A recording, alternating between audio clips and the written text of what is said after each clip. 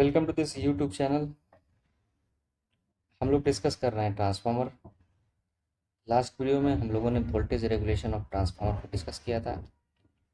इस वीडियो में हम आज इफ़िशियंसी ऑफ ट्रांसफार्मर को डिस्कस करेंगे। इफ़िशियंसी हमेशा क्या होता है, आउटपुट पावर और इनपुट पावर का रेशियो होता है। Efficiency is the ratio of power output on power input, यानी कि जो हम इनपुट पावर दे रहे हैं उससे हमें किस रेशियो में आउटपुट पावर मिल रहा है, वही इफ़िशियंसी कहा जाएगा। इफ़िशियंसी को हम न्यू से डिनोट करते हैं, न्यू का साइन होता है ये। Nu is equal to P out on P in. अब ट्रांसफार्मर की बात हो रही है तो ट्रांसफार्मर में जो भी आउटपुट पावर होगा उसको सप्लाई कौन करेगा, इनपुट पावर करेगा। अगर लॉसेस ट्रांसफार्मर में एग्जिस्ट करते हैं, जैसा कि करते ही हैं, दो टाइप के लॉसेस होते हैं, आयरन लॉस और कॉपर लॉस। हमने ट्रांसफार्मर के प्राइमरी में इनपुट पावर सप्लाई किया और उसमें कुछ लॉस हुआ, और वो लॉस जो है इनपुट पावर से डिडक्ट होके हमें आउटपुट पावर मिला ट्रांसफार्मर के सेकेंडरी साइड में। यानी कि जो हम इनपुट पावर दे रहे हैं वो किसका सम है, पी आउट और पी लॉस, यानी पावर लॉस और पावर आउटपुट। तो हम लिख सकते हैं nu equals to P out on P out plus P loss. Transformer के लिए पावर आउटपुट क्या होता है, voltage into current into power factor. अगर वोल्टेज V है, rated voltage of secondary side, और I है rated current in secondary side, cos phi क्या है, लोड पावर फैक्टर, तो VI क्या होगा, रेटेड KVA। इसको हम क्या बोलेंगे, वोल्टेज और करंट के प्रोडक्ट को rated KVA।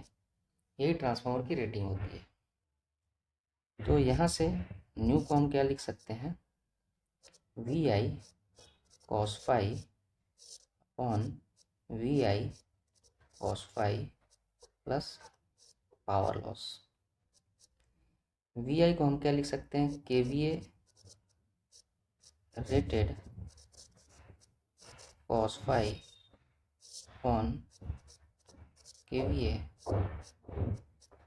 Rated cos phi plus power loss. Power loss iron loss और कॉपर लॉस से मिलकर बना होता है। तो हम यहाँ से इसको लिख सकते हैं, KVA को हम S से डिनोट करते हैं, S rated cos phi upon S rated cos phi plus PI plus PCU।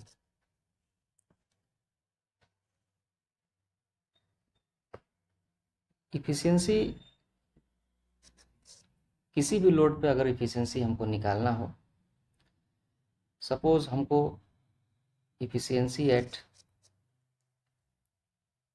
25% of load,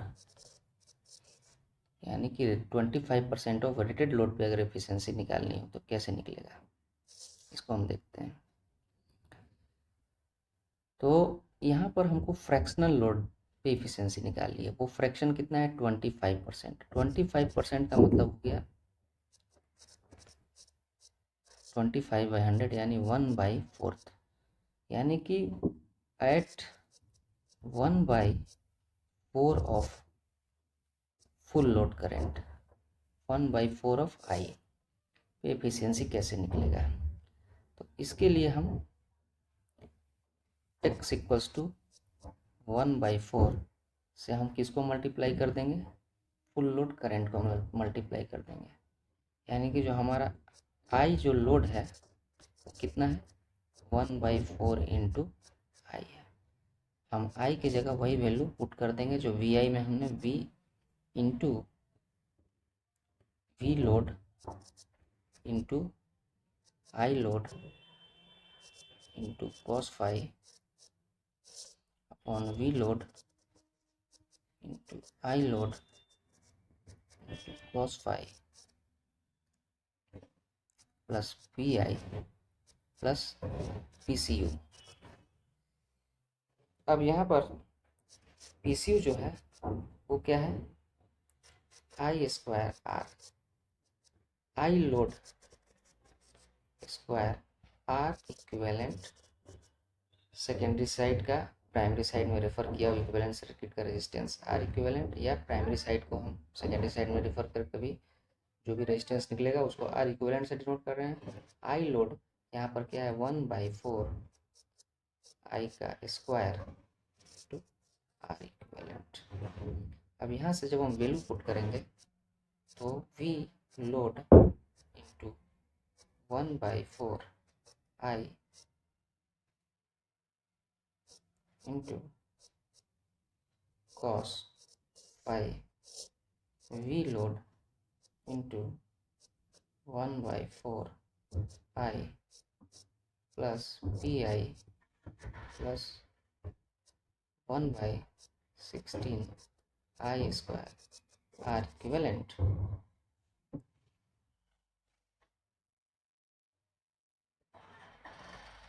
यहाँ से nu is equal to V load, अगर वी रेटेड है तो वी लोड अगर हमारा रेटेड वोल्टेज है सेकेंडरी साइड का तो V rated into 1/4 I cos phi into V into 1/4 I cos phi plus I square by 16 R equivalent. 1/4 बाहर हो जाएगा तो ये हो जाएगा V I cos phi on